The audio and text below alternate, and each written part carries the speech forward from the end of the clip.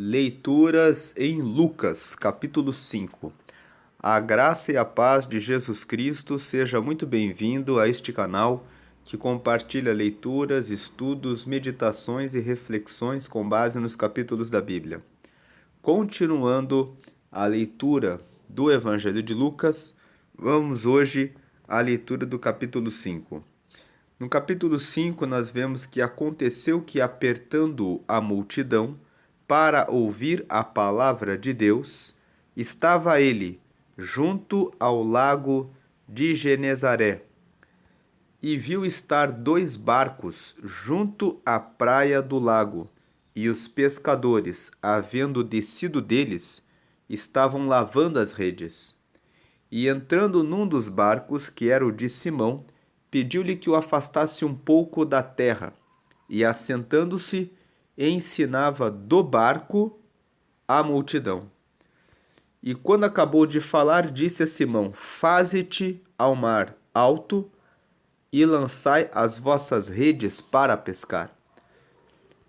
Verso 5: E respondendo Simão, disse-lhe: Mestre, havendo trabalhado toda a noite, nada apanhamos, mas porque mandas, lançarei a rede.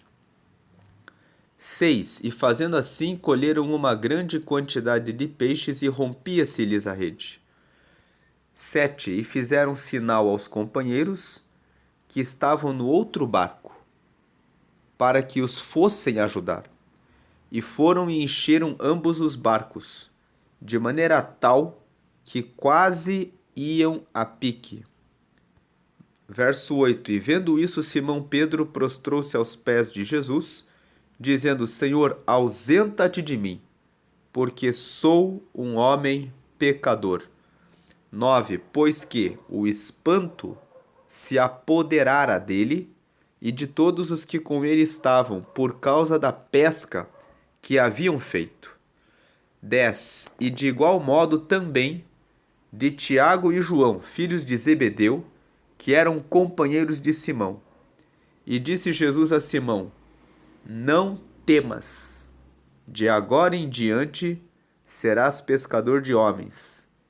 11. E levando os barcos para a terra, deixaram tudo e o seguiram. Quando nós lemos esses primeiros 11 versículos de Lucas no capítulo 5, nós percebemos que esse foi o momento em que Jesus chamou Pedro e o seu irmão André. E também corresponde ao momento em que Jesus chamou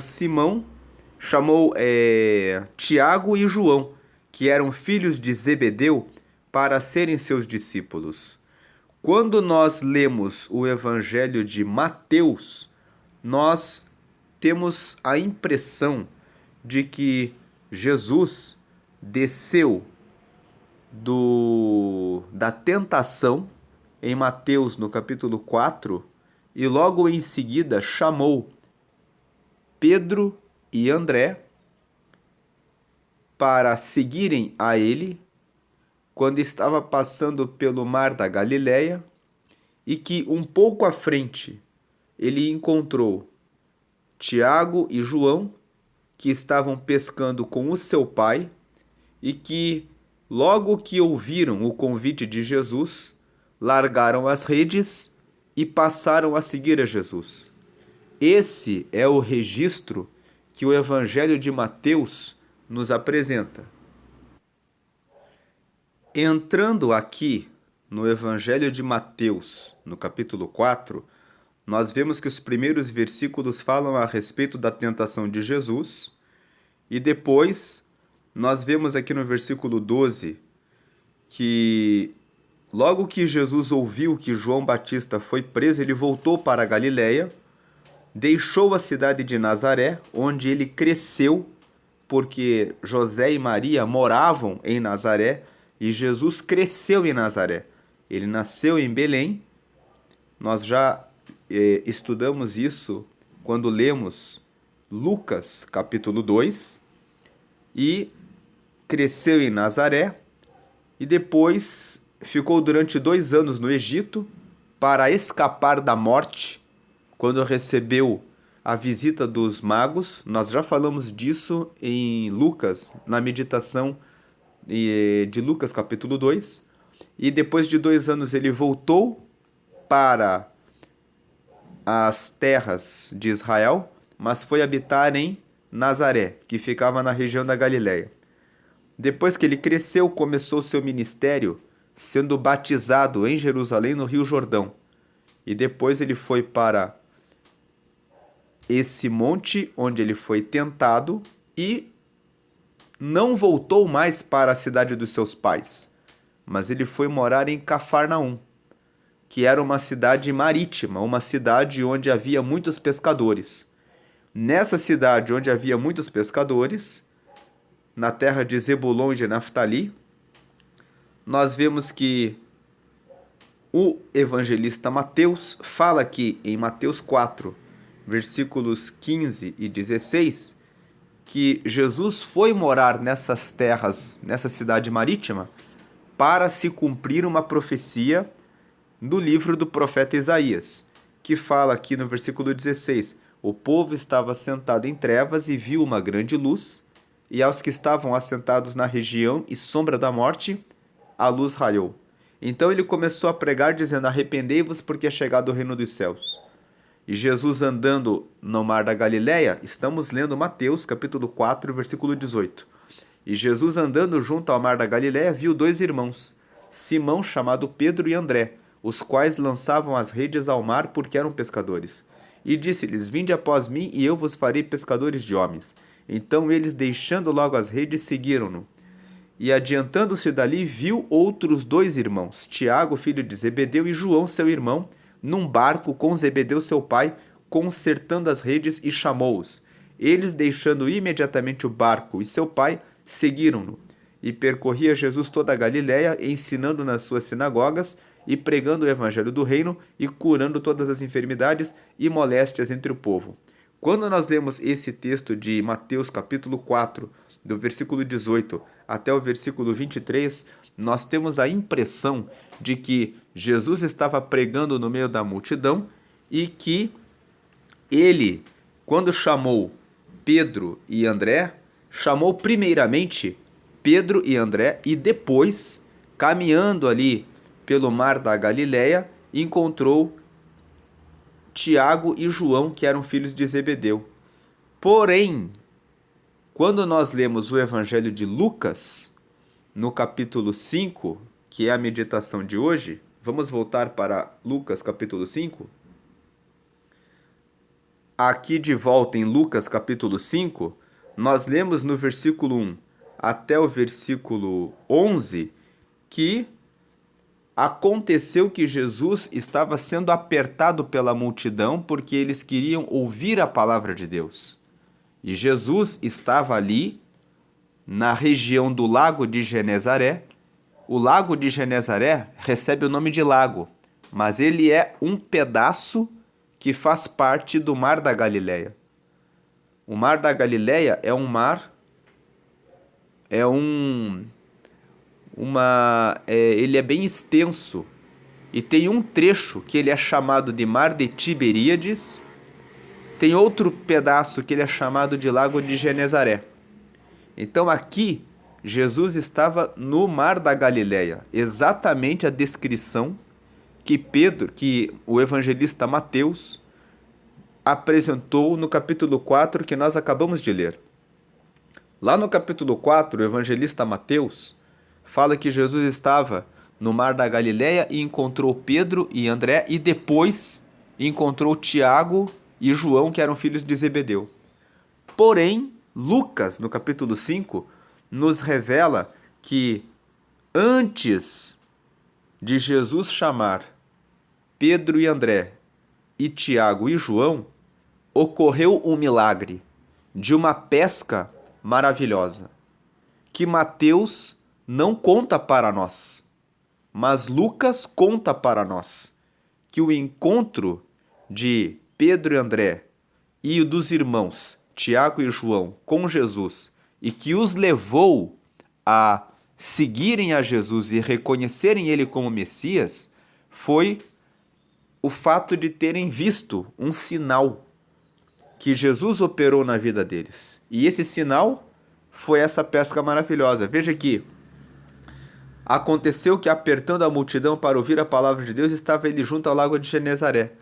Um outro ponto é que quando nós pensamos que Jesus começou o seu ministério chamando os primeiros discípulos, quando você lê Mateus, no capítulo 3, quando aparece o batismo de Jesus, no capítulo 4, quando ele é levado pelo Espírito para ser tentado no deserto, e depois nesses versículos que nós lemos, ainda no capítulo 4 de Mateus, nós temos a impressão de que Jesus saiu do batismo, foi tentado no deserto, ficou sabendo que João Batista foi preso, depois começou a caminhar pelo mar da Galileia e encontrou Pedro e André, chamou-os para serem seus discípulos. Um pouquinho à frente encontrou no mesmo dia Tiago e João e começou seu ministério com 4 discípulos.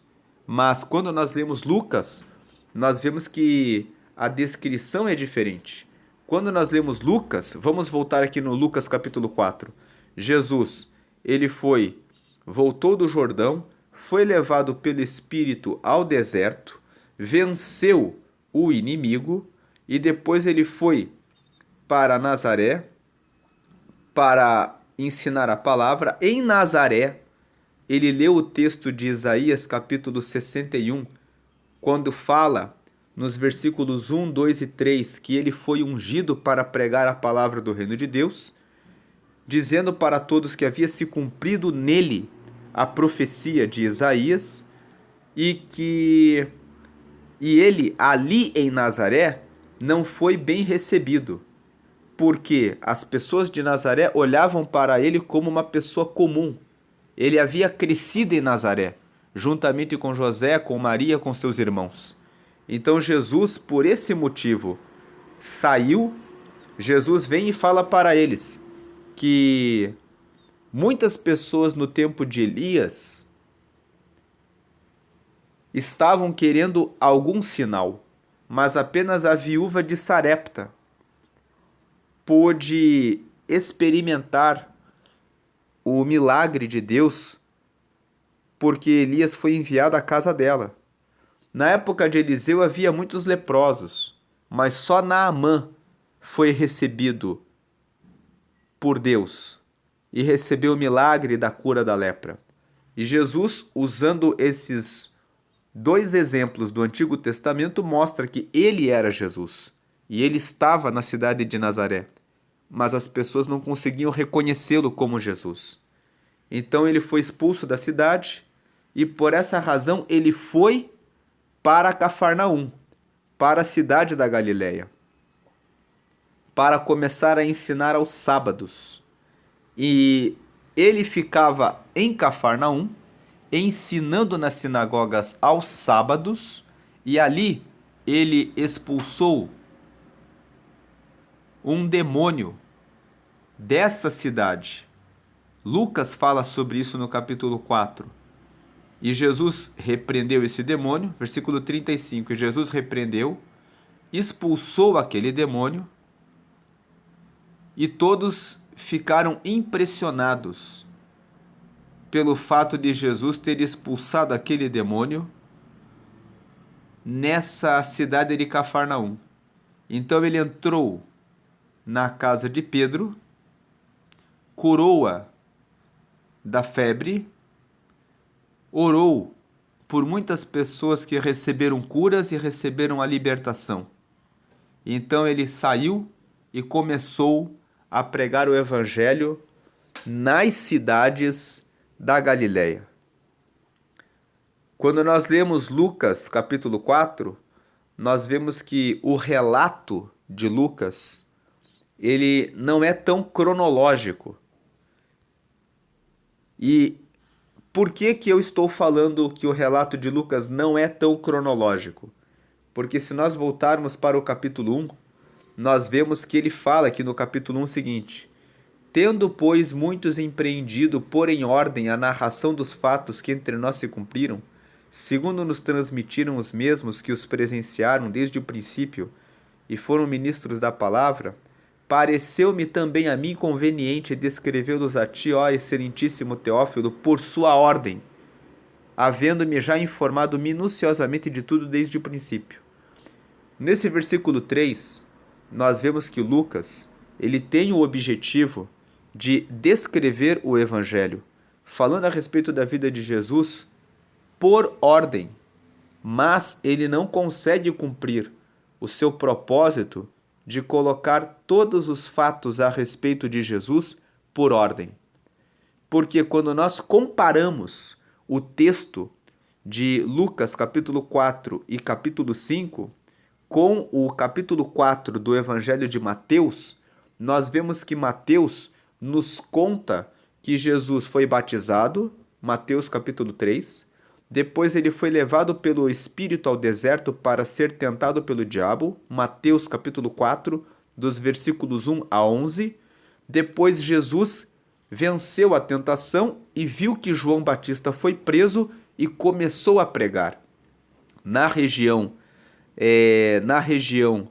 da Galileia, e Mateus fala que ele encontrou Pedro e André, os chamou para serem seus discípulos e depois ele chamou, no mesmo dia, um pouco adiante, Tiago e João, que eram filhos de Zebedeu. Mas Lucas nos traz um relato que Mateus não conta. Ele fala que quando Jesus saiu da tentação no deserto, ele voltou para a cidade dele, em Nazaré. Nós acabamos de ler isso em Lucas capítulo 4. E que lá em Nazaré, num sábado, ele abriu o livro no Antigo Testamento, no capítulo 61, do profeta Isaías, dos versículos 1 a 3, onde se fala que o Espírito do Senhor está sobre mim e ele me ungiu para libertar os cativos e para pregoar o ano aceitável do Senhor e trazer libertação aos que estão cativos, dizendo que hoje se cumpriu essa palavra, revelando para Nazaré que ele era o Filho de Deus. Mas, quando ele estava ali pregando todos os sábados, em uma certa ocasião ele expulsou um demônio. E as pessoas que estavam na cidade dele não conseguiam reconhecê-lo como Jesus. E foi por essa razão que ele saiu da cidade em que ele estava e foi para o mar da Galileia, que ficava na região de Cafarnaum. Então Lucas, ele apresenta um detalhe que Mateus não nos conta, que antecede a convocação dos primeiros discípulos. Lucas, ele chama a atenção de que quando Jesus saiu da tentação do deserto, ele voltou para a cidade dele e ficou pregando por um tempo lá. E ali ele conseguiu atrair a atenção das pessoas. Mas muitas pessoas não acreditaram nele, por quê? Porque ele havia crescido naquele lugar. Então, ele vai para Cafarnaum. Nesse ponto, Lucas nos apresenta um detalhamento do ministério de Jesus, do que aconteceu quando ele saiu da tentação. Porém, Lucas, no capítulo 4, já conta que Jesus entrou na casa da sogra de Pedro e que ele a curou da sua febre para que ela preparasse o alimento e a refeição para que eles pudessem se alimentar. Nesse ponto, é nessa hora que Lucas foge um pouco da ordem cronológica. Ele nos ajuda a entender o que aconteceu logo que Jesus saiu da tentação do deserto, mas ele no capítulo 4 já antecipa o momento em que Jesus entra na casa da sogra de Pedro e a cura da sua febre. Só no capítulo 5, que é aqui o capítulo que nós estamos lendo hoje, que ele conta como foi que ele conheceu Pedro e André. E também como que ele conheceu Tiago e João, que eram os filhos de Zebedeu. Nesses primeiros 11 versículos que nós lemos, ele está contando que ele estava sendo apertado pela multidão para que queria ouvir a palavra de Deus e que estava ali junto ao lago de Genezaré. Como eu já falei, o lago de Genezaré corresponde ao mar da Galileia. O mar da Galileia, ele é bem grande. Se vocês procurarem no YouTube, coloquem no Google assim, Mar da Galileia. Tem um vídeo que explica, vários vídeos que explicam como que mostram o Mar da Galileia. O Mar da Galileia, ele é muito grande e ele tem vários nomes. Tem um lugar em que ele se chama Lago de Genezaré, que é em Cafarnaum. Tem um outro local do Mar da Galileia que se chama Tiberíades, o Mar de Tiberíades, porque é o pedaço do Mar da Galileia que fica na região de Tiberíades.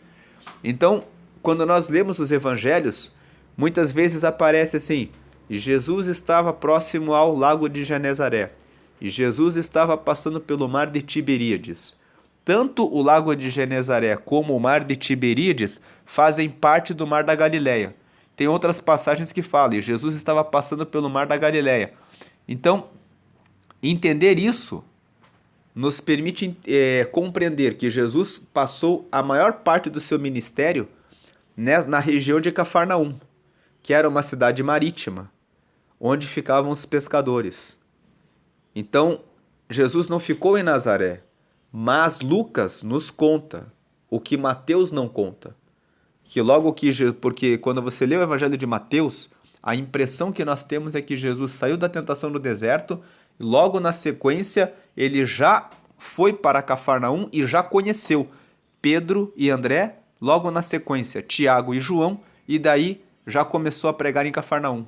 Mas Lucas nos dá o acréscimo. Ele mostra que não, Jesus saiu, voltou para Nazaré, ficou pregando alguns sábados, expulsou demônios em Nazaré, viu que o povo de Nazaré não acreditou nele, não o recebeu,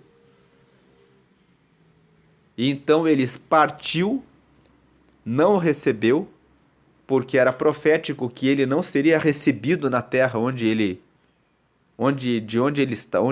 havia crescido, e depois ele foi para Cafarnaum, que era uma cidade marítima, também cumprindo a profecia, dizendo que ele não seria recebido onde ele havia crescido, mas que ele seria levado para a terra de Naftali e de Zebulon, onde ele pregaria a palavra, como nós lemos no texto de Mateus capítulo 4. E aqui, em Lucas, no capítulo 5, no versículo 1 até o versículo 11, o que nós aprendemos é que ele, quando chegou em Cafarnaum, ele ficava pregando nas sinagogas, da mesma forma como ele pregava em Nazaré. E aconteceu que, pregando, ele foi juntando multidões. As pessoas começaram a ver as maravilhas que Jesus operava. Houve um tempo em que Jesus, então, antes de ter os seus discípulos, ele já pregava e já ia caminhando e pregando o reino sozinho e expulsando demônios e operando curas. Mas nesse momento, quando ele estava em Cafarnaum, ele viu que a multidão apertava e ele entrou no barco de Pedro. Veja que o versículo 2 fala, e viu estar 2 barcos junto à praia do lago, e os pescadores, havendo descido deles, estavam lavando as redes. E entrando num dos barcos, que era o de Simão, pediu que afastasse um pouco da terra, e assentando-se ensinava do barco a multidão. Esse versículo 3 nos mostra que Pedro e André, que eram os donos de um dos barcos que estavam ali no lago de Genezaré, puderam ouvir Jesus pregando do barco para a multidão. E eles ouviram a palavra e viram que Jesus tinha algo diferente, que poderia indicar que ele era o Messias. Quando ele acabou de falar, ele falou para Simão, faze-te ao mar alto e lançai as vossas redes para pescar. Jesus sabia o que tinha acontecido com eles. Eles tinham trabalhado a noite inteira e não tinham conseguido pescar nada. Então Jesus disse para eles: vai para o mar alto e lancem as redes para pescar. E o Simão, nesse momento, responde para Jesus: Mestre, havendo trabalhado toda a noite, nada apanhamos, mas por que mandas, lançarei a rede. Veja que esse encontro de Simão com Jesus era o primeiro encontro. E ele chama Jesus de mestre. Por que ele chama Jesus de mestre? Ele chama Jesus de mestre pelo que ele tinha acabado de ouvir a respeito de Jesus. Pelo que ele tinha acabado de ouvir Jesus falar para a multidão. Ele identificou que Jesus era mestre. E foi por essa razão que ele teve fé de que se aquele homem que estava pregando aquela palavra havia pregado uma palavra de poder, ele tinha poder para que ele tivesse fé e lançasse as redes. E ele foi, lançou as redes e eles escolheram uma grande quantidade de peixes e a rede quase ia se rompendo. Então eles chamaram o Tiago e o João, que eram os filhos de Zebedeu, que estavam no outro barco. E vendo Simão isso, prostrou-se aos pés de Jesus, dizendo: Senhor, ausenta-te de mim, porque sou um homem pecador. Veja que quando ocorre esse milagre, Pedro percebe. Eu já ouvi ele pregando para a multidão e ele é um homem poderoso na palavra. E agora ele mandou eu lançar as redes e eu tive fé nele. E ocorreu o milagre. Porque nós não conseguimos pescar o peixe nessa hora. E esse milagre que se operou mostra como esse homem é poderoso. Então, quando ele identificou que Jesus era o Messias, ele percebeu o pecado dele. Então ele falou assim: fica longe de mim, porque eu sou pecador. Porque o espanto se apoderou dele e de todos os que com ele estavam, por causa da pesca que haviam feito. E de igual modo também de Tiago e João, filhos de Zebedeu, que eram companheiros de Simão. E disse Jesus a Simão: não temas, de agora em diante serás pescador de homens. E levando os barcos para a terra, deixaram tudo e o seguiram. Veja que esse relato de Lucas capítulo 5 nos mostra algo um pouco diferente do relato do evangelista Mateus. Lucas nos traz o detalhamento. Ele nos fala que, na verdade, não foi... ele discorda um pouco do relato de Mateus. Mateus fala que Jesus começou a andar pelo mar da Galileia, encontrou André, disse para André chamar Pedro, depois os dois vieram e logo na sequência, andando ainda ali no mar da Galileia, encontraram Tiago e João consertando as redes com seu pai Zebedeu, e que eles foram chamados na sequência, e assim ele chamou seus primeiros 4 discípulos. Mas o relato de Lucas parece ser um relato, um relato mais detalhado. Ele fala que Jesus na verdade começou a pregar ali e entrou no barco de Simão, pregou a palavra. Simão e André puderam ouvir a palavra e perceber que Jesus era mestre. O próprio Pedro logo depois chama Jesus de mestre e esse Jesus fala: lancem a rede porque ao mar. Ele lança a rede ao mar, ocorre a pesca maravilhosa e depois eles chamam Tiago e João, que eram filhos de Zebedeu, para ajudá-los a trazerem os peixes que quase rompiam as redes, e foi assim que esses 4 primeiros discípulos foram chamados. No caso, André e Simão, que é Pedro, os dois irmãos, em cujo barco Jesus subiu para fazer a pregação nesse dia, e Tiago e João, filhos de Zebedeu, que foram chamados para ajudá-los a carregar a rede para os barcos. Versículo 12. E aconteceu que quando estava em uma daquelas cidades, eis que um homem cheio de lepra, vendo a Jesus, prostrou-se sobre o rosto e rogou-lhe, dizendo: Senhor, se quiseres bem, podes limpar-me. E ele, estendendo a mão, tocou-lhe, dizendo: quero ser limpo. E logo a lepra desapareceu dele. E ordenou que a ninguém o dissesse, mas disse-lhe: Vai, mostra-te ao sacerdote e oferece pela tua purificação o que Moisés determinou, para que lhe sirva de testemunho. Nesses 3 versículos, 12, 13 e 14, nós vemos que logo na sequência Jesus curou um leproso, e Jesus curou o leproso pelo poder da palavra, dizendo: o leproso disse: Se tu quiseres, tu podes me limpar. Isso mostra que o leproso tinha fé em Jesus. Ele tinha fé. E Jesus disse: Eu quero, seja limpo. E Jesus disse para ele: Não conte isso para ninguém, mas apenas se apresente ao sacerdote para mostrar que você está limpo e depois ofereça o que Moisés determinou para servir de testemunho. Esta oferenda, que deveria ser oferecida por aquele que fosse curado da lepra, está escrita em Levítico, no capítulo 14. Vamos ler aqui Levítico 14. Depois falou o Senhor a Moisés, dizendo: Esta será a lei do leproso, no dia da sua purificação.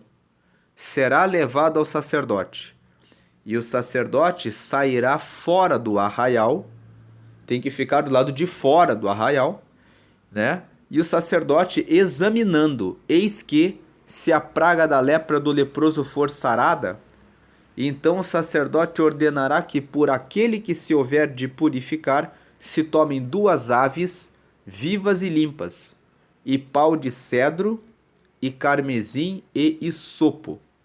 Mandará também o sacerdote que se degole uma ave num vaso de barro sobre águas vivas, e tomará a ave viva e o pau de cedro e o carmesim e o hisopo e os molhará com a ave viva no sangue da ave que foi degolada sobre as águas vivas.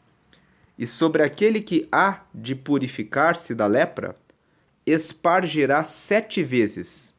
Então o declarará limpo e soltará a ave viva sobre a face do campo. E aquele que tem de purificar-se lavará as suas vestes e rapará todo o seu pelo e se lavará com água. Assim será limpo e depois entrará no arraial. Porém, ficará fora da sua tenda por 7 dias.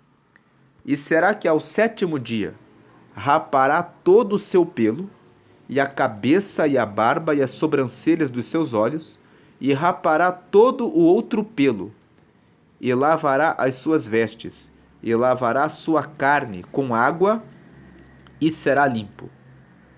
E ao 8º dia tomará 2 cordeiros sem mancha, e uma cordeira sem mancha de 1 ano, e 3 dízimas de flor de farinha para a oferta de manjares, amassada com azeite, e 1 log de azeite.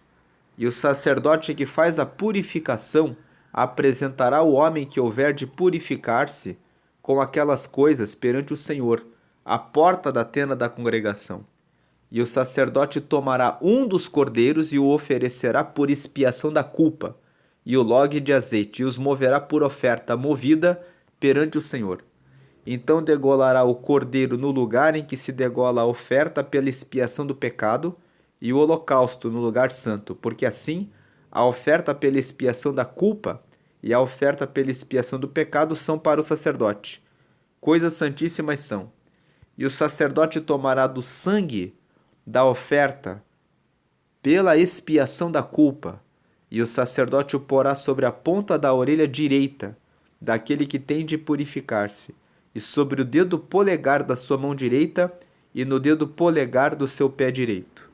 Também o sacerdote tomará do log de azeite e o derramará na palma da sua própria mão esquerda.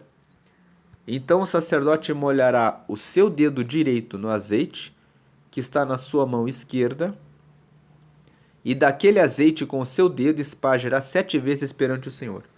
E o restante do azeite que está na sua mão o sacerdote porá sobre a ponta da orelha direita daquele que tem de purificar-se, sobre o dedo polegar da sua mão direita e sobre o dedo polegar do seu pé direito, em cima do sangue da oferta pela expiação da culpa. E o restante do azeite que está na mão do sacerdote o porá sobre a cabeça daquele que tem de purificar-se. Assim o sacerdote fará a expiação por ele perante o Senhor. Também o sacerdote fará a oferta pela expiação do pecado e fará a expiação por aquele que tem de purificar-se da sua imundícia, e depois degolará o holocausto. E o sacerdote oferecerá o holocausto e a oferta de manjares sobre o altar. Assim o sacerdote fará expiação pelo homem, e este será limpo. Nós vemos que havia aqui todo um ritual. Ele tinha que pegar 2 aves, uma das aves tinha que ser morta num vaso de água, e o seu sangue seria derramado nesse vaso. A outra ave, que era a ave viva, ficava com carmesim, ficava com isopo. Pegava-se a ave viva, mergulhava ela no sangue da outra ave e soltava ela para que voasse. Isso é uma simbologia, dizendo que uma ave foi morta, a lepra se foi, e a ave solta simbolizava que, mergulhada na água da ave morta e ela solta para voar novamente, tinha uma simbologia.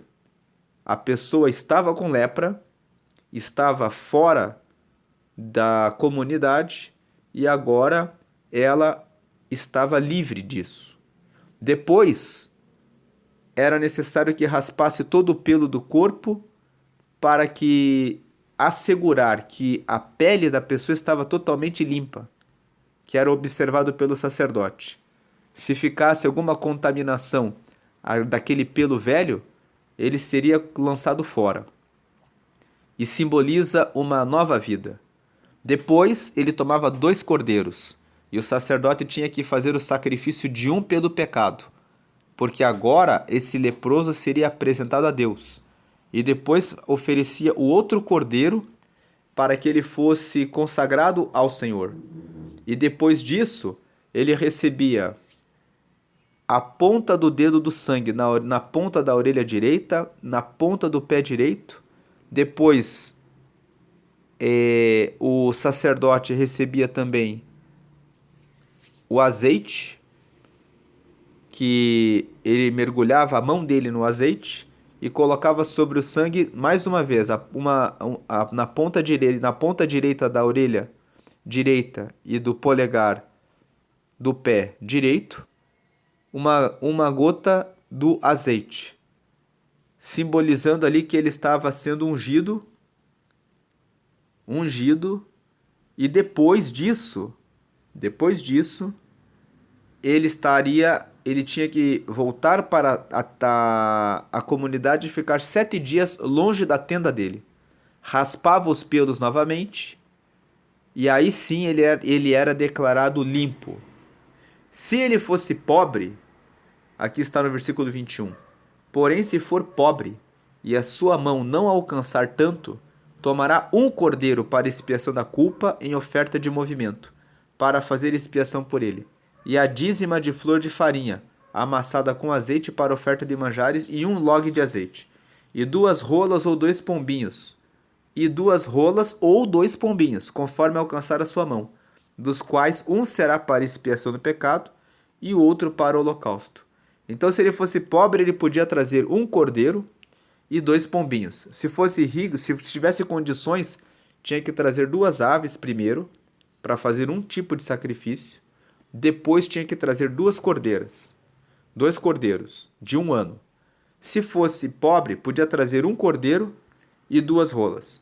Ao 8º dia da sua purificação, os trará o sacerdote à porta da tenda da congregação perante o Senhor. E o sacerdote tomará o cordeiro da expiação da culpa e o log de azeite, e o sacerdote os moverá por oferta movida perante o Senhor.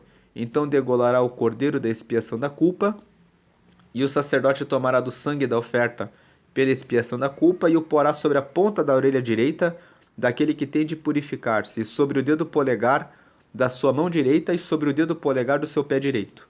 Também o sacerdote derramará do azeite na palma da sua própria mão esquerda.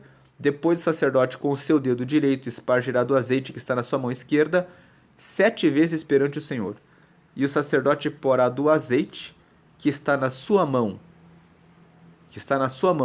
na ponta da orelha direita daquele que tem de purificar-se, e no dedo polegar da sua mão direita e no dedo polegar do seu pé direito, no lugar do sangue da oferta pela expiação da culpa.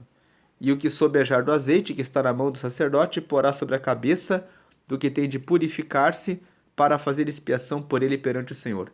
Depois oferecerá uma das rolas ou um dos pombinhos, conforme alcançar a sua mão.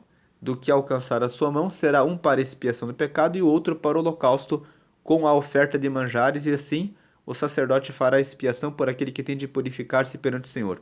Esta é a lei daquele em quem estiver a praga da lepra, cuja mão não pode alcançar o preciso para sua purificação.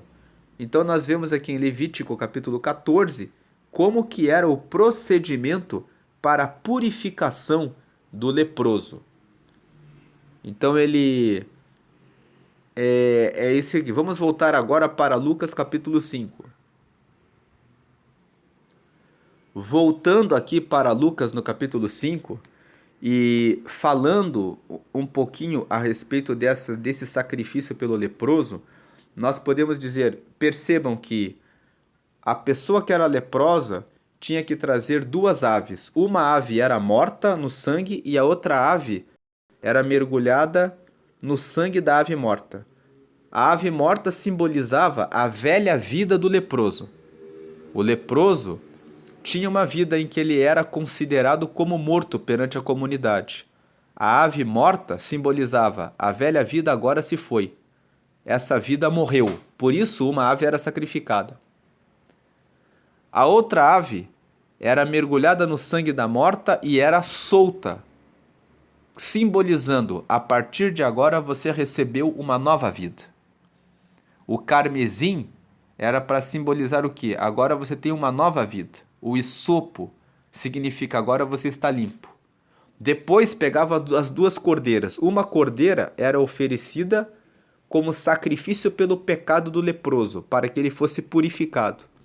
E o outro cordeiro era oferecido pelo sacerdote para dizer, agora nós agradecemos ao Senhor, porque o Senhor purificou essa pessoa que era leprosa antigamente. E aí depois ele pegava do sangue do animal sacrificado e mergulhava, o sacerdote colocava o dedo no sangue e colocava uma ponta na orelha direita, uma ponta na mão direita e uma ponta no polegar do pé do leproso, simbolizando, agora você tem aquilo que você ouvia e aquilo que você fazia com as suas mãos e os lugares por onde você andava, agora estão purificados. Logo na sequência, o sacerdote pegava o log de azeite.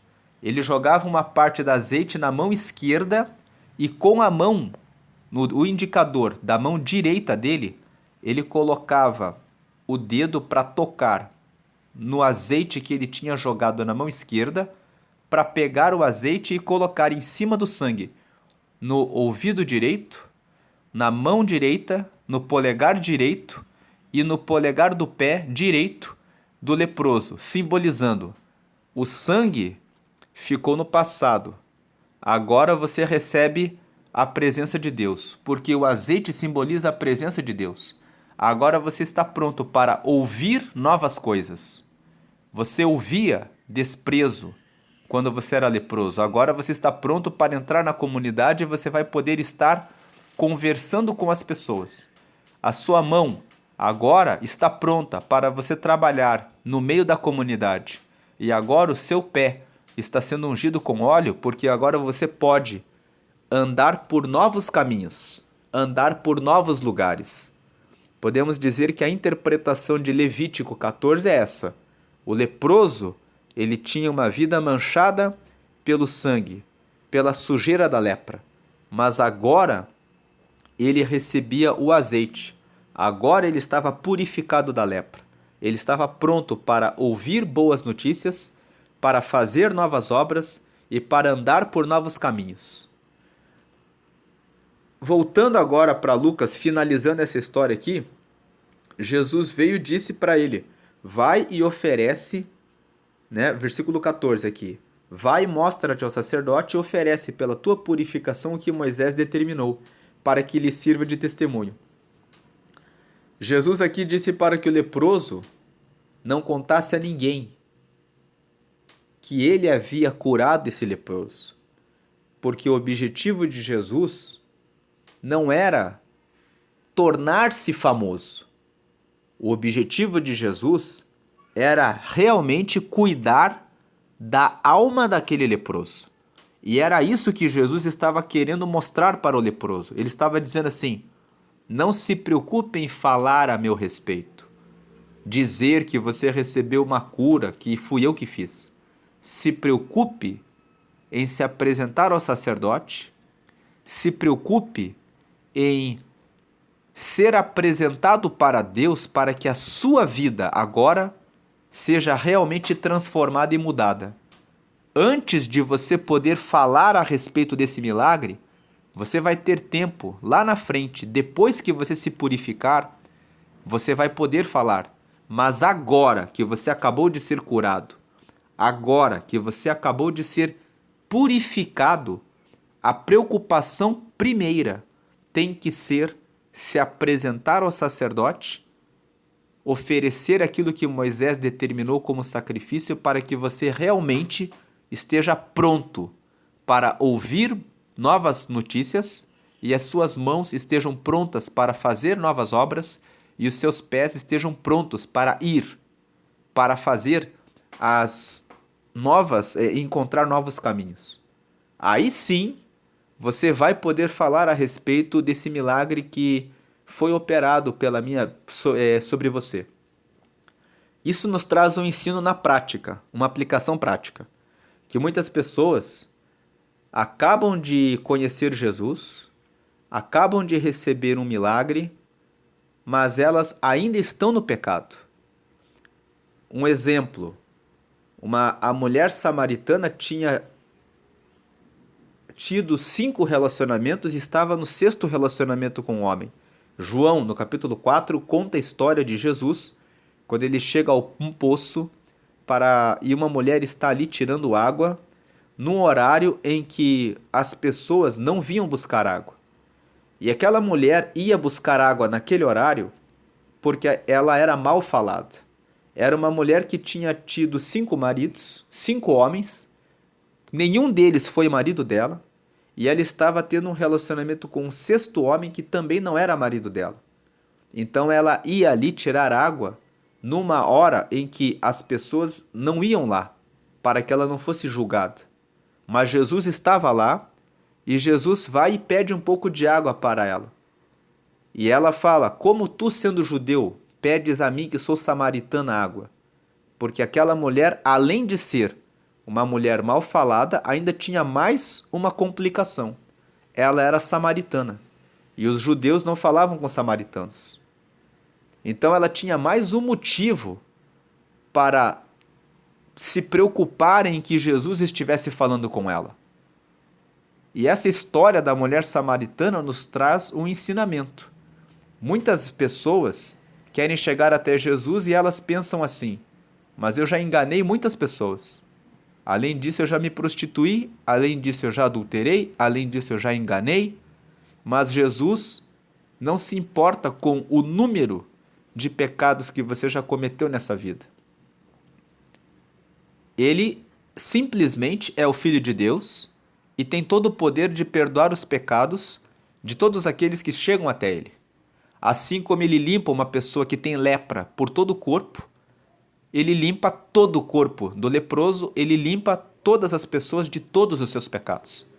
Então, aquela mulher tinha complicações, mas Jesus vai e fala com ela e diz: mulher, se você soubesse quem é que está falando com você, você pediria água e eu te daria água e você não teria mais sede. E Jesus vai e aquela mulher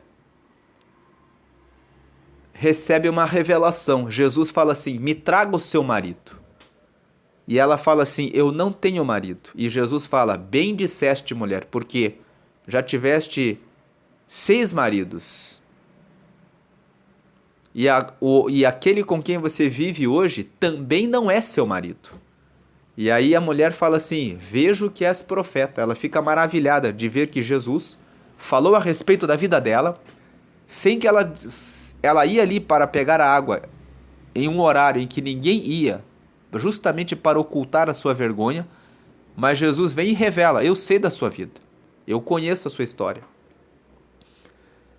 Jesus conhece a nossa história. Ele sabe o que eu e você passamos. E ele pode transformar a nossa vida. E ela sai dali e imediatamente entra na cidade e começa a dizer: venham para ouvir o Messias, o homem que falou a respeito da minha vida e que me trouxe salvação. O texto de João, no capítulo 4, fala que aqueles homens, aquelas pessoas que ouviram aquela mulher falando isso, foram até Jesus e ouviram Jesus e passaram a crer em Jesus, porque começaram a ouvir do próprio Jesus. Esse texto nos mostra que muitas pessoas olharam para aquela mulher samaritana e devem ter dito: vamos ver o que é que essa mulher está falando a respeito de Jesus, para ver o que tem em Jesus. E eles acreditaram porque ouviram do próprio Jesus as palavras maravilhosas. Mas não acreditaram tanto na mulher. Por quê? Porque ela era uma mulher mal falada. Mas o testemunho dela chamava a atenção para que eles procurassem Jesus. Mas o texto fala: e criam, não mais por ela, mas porque ouviam do próprio Jesus. Em outras palavras, quando uma pessoa vive muitos anos num pecado, num erro, fica muito difícil da pessoa ter credibilidade. É necessário que exista um tempo em que a pessoa pratica obras de verdade e de justiça, até que todas as pessoas percebam que essa pessoa realmente foi transformada, que essa pessoa realmente foi purificada. Por que eu entrei nessa história da mulher samaritana e disse isso aqui? Para voltar na história do leproso. Jesus falou para ele: agora você acabou de ser curado da lepra. Se você entrar na cidade e começar a falar que você foi curado por mim, as pessoas ainda estão na dúvida se você é um leproso ou se você não é. Então, antes de você poder dar o testemunho a meu respeito e ter credibilidade, você precisa ir lá e oferecer a oferta de sacrifício que Moisés determinou. Porque daí o sacerdote vai avaliar o teu corpo, vai ver que você está realmente limpo e vai fazer o sacrifício e declarar que você é limpo e que você está preparado para que você possa voltar à sociedade. A mulher samaritana, ela recebeu o milagre de Jesus, que foi o conhecimento de que ela estava errada e de que Jesus era Deus e de que ela agora queria ter uma nova vida, e ela já entrou na cidade falando. E as pessoas falaram assim: vamos ver, vamos conversar com Jesus para ver o que essa mulher está falando. Porque a palavra dela, pela palavra dela em si, não vale. E aí o texto de João, no capítulo 4, se você ler João 4, fala que e depois criam, porque ouviam do próprio Jesus. Ou seja, o crédito, a credibilidade estava em Jesus. Mas ela foi importante para chamar, para atrair a atenção das pessoas para Jesus. Mas veja que a credibilidade veio quando eles ouviram do próprio Jesus. Então Jesus, quando fala para o leproso: vai primeiro lá, depois você volta. Porque Jesus estava preocupado com a alma dele, dizendo assim: preocupe-se primeiro com a sua alma. E isso nos traz uma aplicação prática. Quando nós vamos até Jesus, a primeira coisa que nós temos que nos preocupar é com mais do que querer falar de Jesus e anunciar Jesus e evangelizar e fazer a obra de Jesus, é lapidar a nossa própria vida, nos limpar completamente da lepra, para que nós possamos estar prontos, para que depois estejamos limpos, para que nós tenhamos uma vida exemplar e credibilidade. Quando falarmos de Jesus, as pessoas vão dizer, ele pode falar, porque nós vemos que ele tem um bom exemplo. Aí vem aqui versículo 15.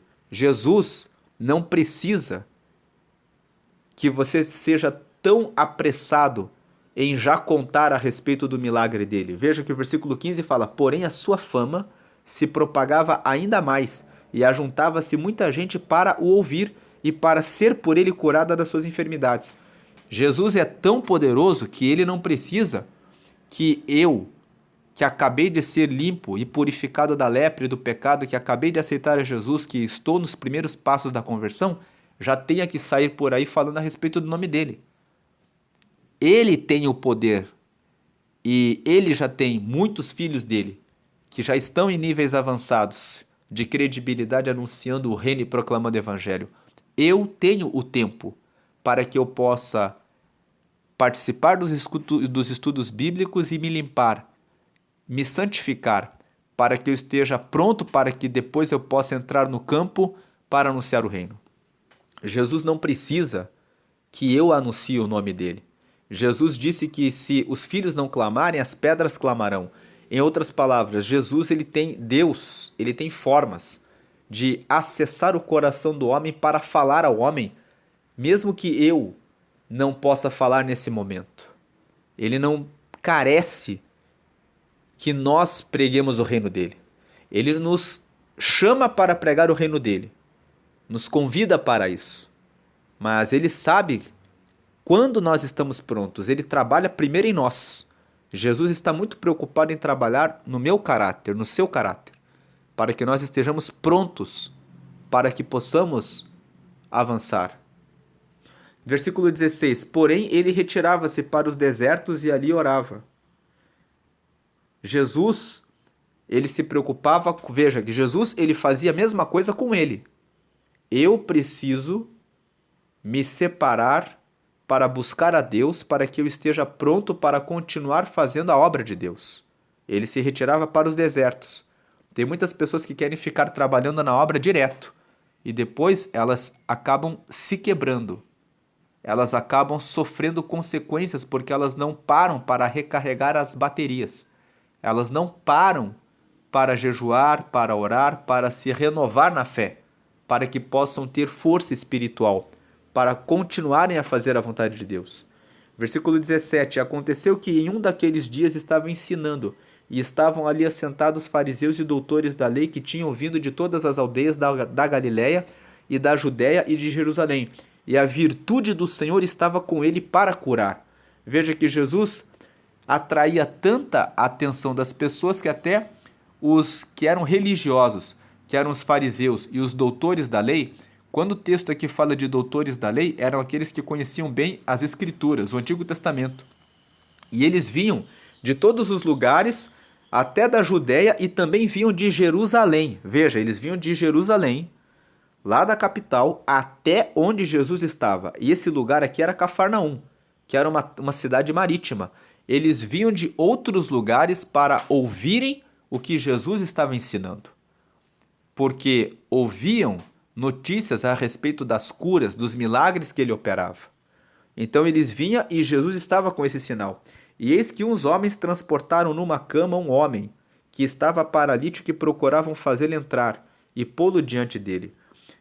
E não achando por onde o pudessem levar por causa da multidão, subiram ao telhado e por entre as telhas o baixaram com a cama até o meio diante de Jesus. E vendo-lhes a fé, Jesus disse ao paralítico: homem, os teus pecados te são perdoados. 21. E os escribas e os fariseus começaram a arrazoar.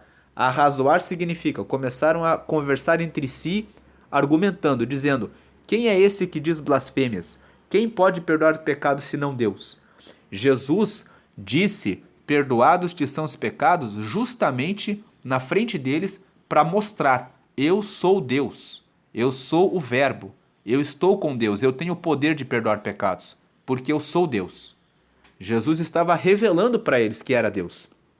Mas eles não aceitavam que Jesus era Deus. Então começaram a dizer: ele está blasfemando, porque ele está dizendo que está perdoando o pecado dele e ele não pode. Jesus, porém, conhecendo seus pensamentos, respondeu e disse-lhes: que arrazoais em vosso coração? Qual é mais fácil dizer? Qual é mais fácil? Dizer: os teus pecados te são perdoados, ou dizer: levanta-te e anda?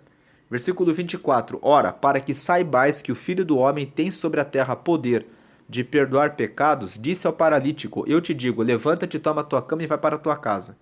E levantando-se logo diante deles e tomando a cama em que estava deitado, foi para sua casa glorificando a Deus. E todos ficaram maravilhados e glorificavam a Deus, e ficaram cheios de temor, dizendo: hoje vimos prodígios. E depois disso, então aqui nós vemos que 4 homens estavam com um amigo paralítico, a multidão impedia que eles pudessem chegar até Jesus, então eles tiveram uma ideia. Eles abriram o telhado e colocaram esse homem sobre a cama, colocaram para que ele fosse por cordas, descido para que ficasse na frente de Jesus, para que Jesus pudesse ver esse paralítico. E Jesus disse: perdoados te são os pecados. Os fariseus e os escribas disseram que Jesus estava blasfemando, porque disseram: quem tem poder de perdoar os pecados? Então Jesus, para mostrar que era Deus, mandou que ele se levantasse, operando uma maravilha, um milagre, algo sobrenatural, para dizer: eu tenho o poder de perdoar pecados. O que é mais fácil, dizer que os pecados estão perdoados ou que ele se levante? Claro que as pessoas olharam e ficaram pensando. Eu, pelo menos, pensaria: não tem como um paralítico se levantar e andar. Isso é algo impossível. Só Deus pode fazer isso. Então Jesus, eu estaria ali e pensaria isso. E se eu estivesse lá e visse Jesus realizando essa obra, dizendo assim: levanta e anda então, e o paralítico se levantasse, eu tiraria uma conclusão: ele tem poder de perdoar os pecados, porque ele falou que os pecados são perdoados. E eu fiquei pensando: ele está blasfemando, porque ele não é Deus. Mas agora que ele falou que para que o paralítico se levantasse, ele está provando que ele faz o que é sobrenatural. Então, ele é Deus. Foi por isso que Jesus fez isso. A ideia de Jesus é dizer já antecipadamente: os teus pecados estão perdoados porque eu sou Deus. As pessoas iam duvidar, e ele fala: então o que é mais fácil? Levanta e anda. Aí todo mundo vê e fala: ele realmente é Deus. E aí logo depois ficaram todos maravilhados, e as pessoas ficaram maravilhadas e disseram: hoje nós vimos prodígios. Agora, você acha que todos os fariseus, os escribas, os doutores da lei, só porque Jesus curou o paralítico, se convenceram de que Jesus era Deus? Quando nós lemos os evangelhos, nós chegamos à conclusão de que não, porque Jesus vivia operando maravilhas, vivia operando prodígios, e eles continuavam seguindo Jesus por onde Jesus ia e ficavam pedindo mais sinais. E mesmo Jesus tendo operado tantos sinais, nós lemos, quando Jesus morreu, que o sumo sacerdote, ali o Anás e o Caifás, todos eles ali, os líderes das sinagogas, viram Jesus sendo crucificado e ainda assim disseram: se ele realmente é Deus, que saia da cruz. Em outras palavras, a dureza do coração do homem, quando o homem não quer receber a Deus, por mais que Deus opere maravilhas, ele não vai receber a Deus. Existe uma história sobre um rico e Lázaro. O rico e Lázaro morreram. Jesus contou essa parábola e disse que o rico estava no inferno e Lázaro estava no seio de Abraão, e Jesus conta uma história em que um viu ao outro, e o rico, vendo que Lázaro estava no seio de Abraão, pediu ao pai de Abraão que enviasse Lázaro para que molhasse um pouco a ponta do dedo na água e levasse até ele, e o pai Abraão respondeu: não é possível isso, porque existe um abismo muito grande entre nós. Então o rico pede para que Lázaro retorne da morte para a vida e pregue aos seus irmãos. E ele ouve Abraão dizendo: tem Moisés e os profetas. Se não ouvirem as Escrituras, também não ouvirão se o morto voltar para lhes pregar. Essa história do rico e do Lázaro mostra. Essa história do rico e do Lázaro nos mostra que quando uma pessoa não quer acreditar em Deus, ela não vai acreditar.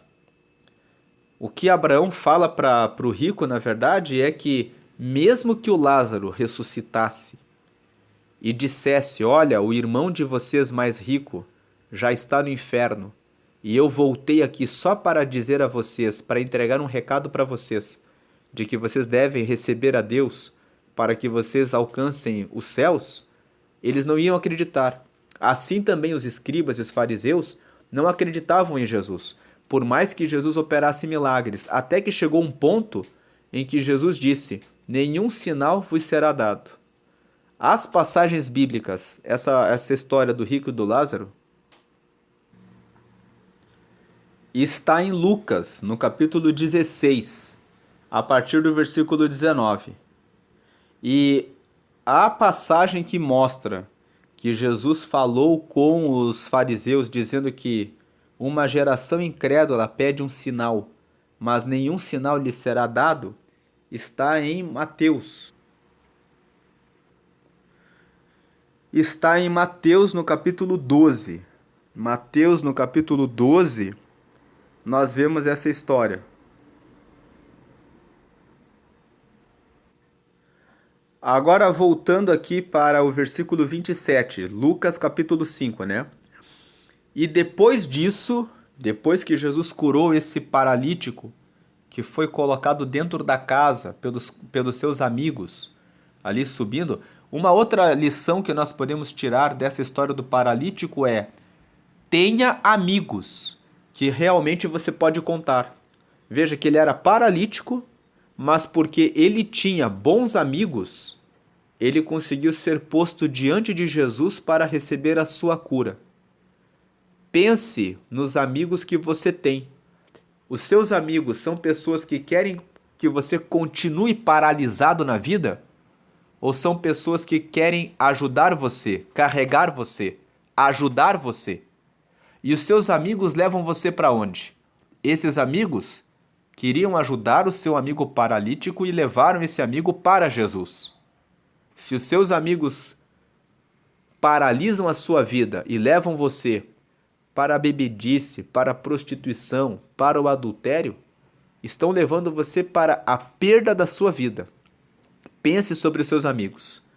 Agora vem aqui o versículo 27. E depois disso, saiu e viu um publicano, chamado Levi. Esse Levi aqui é o Mateus, o evangelista Mateus. Ele tem dois nomes, ele é chamado de Mateus e ele também é chamado de Levi. Assentado na recebedoria. Recebedoria era o lugar onde eles recebiam os impostos, porque Mateus era um publicano, ele era um cobrador de impostos. Seria como se fosse, Mateus, ele era como se fosse um auditor da Receita Estadual, da Receita Federal. Veja que Mateus é um dos poucos discípulos que tinha instrução, que ocupava um cargo ali no império. E ele disse para Mateus: segue-me. O fato de Jesus ter chamado Mateus também nos ensina uma coisa. Muitas pessoas dizem assim: o evangelho não é para pessoas ricas de dinheiro, porque as pessoas que são ricas de dinheiro não foram chamadas para o evangelho. Isso é uma mentira. Jesus chama todo mundo. Chama pescadores, chama também coletores de impostos. E disse-lhe: segue-me. Mas nós vamos ver aqui que muitas vezes as pessoas condenavam Jesus, dizendo que ele não podia comer com publicanos, com os coletores de impostos. Mas Jesus foi lá, assim como ele falou com a mulher samaritana de João capítulo 4, que era uma mulher que tinha tido vários homens, assim como ele conversava com os pescadores, ele também conversava com os coletores de impostos. E ele, deixando tudo, levantou-se e o seguiu. E fez-lhe Levi um grande banquete em sua casa, e havia ali uma multidão de publicanos e outros que estavam com eles à mesa. Veja que Mateus não conta que quando ele se converteu, Mateus conta que ele se converteu no capítulo 9, se não me engano, de Mateus. Ele fala a respeito da conversão dele mesmo. Mas Lucas nos apresenta um detalhe que Mateus não conta no evangelho dele. Talvez Mateus não tenha contado isso mas aqui Lucas conta. Fala que ele fez um banquete na casa dele e recebeu uma multidão de publicanos. Claro, se ele era um coletor de impostos, ele tinha amigos que também eram coletores de impostos. E ele chamou os amigos dele, porque ele queria que as pessoas também pudessem conhecer Jesus. E chamou outras pessoas que estavam na mesa. Provavelmente esses amigos também eram pessoas ricas. Também eram pessoas importantes, pessoas que ocupavam algum cargo. E os escribas deles e os fariseus murmuravam contra os seus discípulos, dizendo: por que comeis e bebeis com publicanos e pecadores? Veja que os escribas e os fariseus, que eram aquelas pessoas da igreja, que eram as pessoas do templo, começaram a apontar o dedo para Jesus. Por que você está comendo com pecadores? E Jesus respondendo disse-lhes: não necessitam de médicos que estão sãos, mas sim os que estão enfermos. Eu não vim chamar os justos, mas sim os pecadores ao arrependimento. Veja que Jesus aqui mostra um ponto central do Evangelho. O Evangelho exige arrependimento. A pessoa precisa deixar os pecados que cometia. Ela precisa ter a percepção de que o que eu fazia era errado e agora eu quero ter uma nova vida. Por isso a questão do leproso. Jesus fala: vai lá e se apresenta perante o sacerdote para você ser purificado, para você mostrar que você está se consagrando a Deus. Disseram-lhe então eles: por que jejuam muitas vezes os discípulos de João e fazem orações, como também os dos fariseus, mas os teus comem e bebem? E ele lhes disse: podeis vós fazer jejuar os convidados das bodas, enquanto o esposo está com eles? Dias virão, porém, em que o esposo lhe será tirado, e então naqueles dias jejuarão. E disse-lhes também uma parábola: ninguém tira um pedaço de uma veste nova para o cozer em veste velha, pois lhe romperá a nova, e o remendo não condiz com a veste velha. E ninguém põe vinho novo em odres velhos, de outra sorte o vinho novo romperá os odres, e entornar-se-á o vinho, e os odres se estragarão. Mas o vinho novo deve ser posto em odres novos, e ambos juntamente se conservarão. E ninguém, tendo bebido o velho, quer logo o novo, porque diz: melhor é o velho. Aqui, terminando o capítulo 5, eles condenam Jesus por ele comer com publicanos, e Jesus responde para eles: mas é justamente para isso que eu vim, para trazer salvação para aqueles que estão perdidos. É justamente por isso que eu vim, para curar aqueles que estão doentes, porque quem está são não precisa de remédio. Eu estou aqui para salvar a humanidade dos seus pecados. Eu estou aqui para conversar com prostitutas, ladrões, bandidos, traficantes, matadores, todo tipo de pessoas, trapaceiros, enganadores, todos, para que todos venham ao reino de Deus. E aí eles vêm e perguntam, aqui eles estavam procurando condenar Jesus, dizendo: por que todo mundo jejua e vocês não jejuam? E Jesus explica: eles estão em lua de mel, eu sou o esposo, eu sou Jesus, e enquanto as pessoas estão em lua de mel, elas não precisam se sacrificar, elas estão desfrutando da companhia do esposo, que no caso era ele mesmo. Mas dias haverá em que será tirado o esposo, ou seja, Jesus estava falando: quando eu for levado, aí eles vão precisar jejuar. E Jesus aqui vem e conta uma parábola. Parábola é uma história, uma metáfora, uma história fictícia, com a finalidade de trazer um ensinamento espiritual.